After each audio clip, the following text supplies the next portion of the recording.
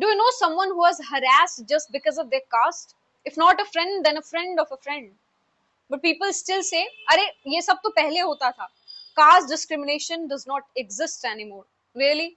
You might remember Rohit Vemula, a PhD scholar at the University of Hyderabad, or Payal Tadvi, a doctor in a Mumbai hospital.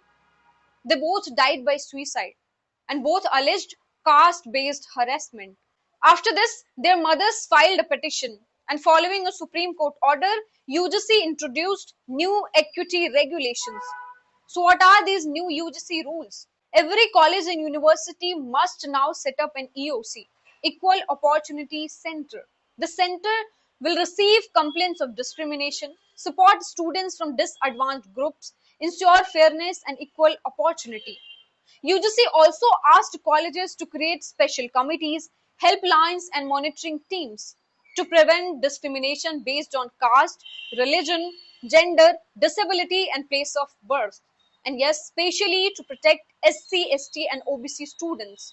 UGC's own data reveals something shocking.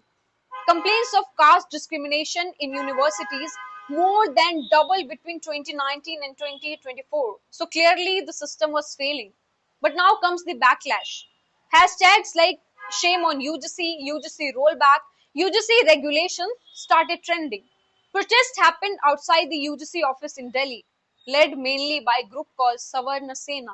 They say there is no clear provision for general category students.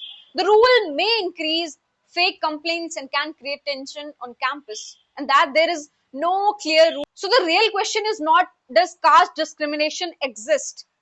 The question is if students are still suffering, should silence be an option? Think about it.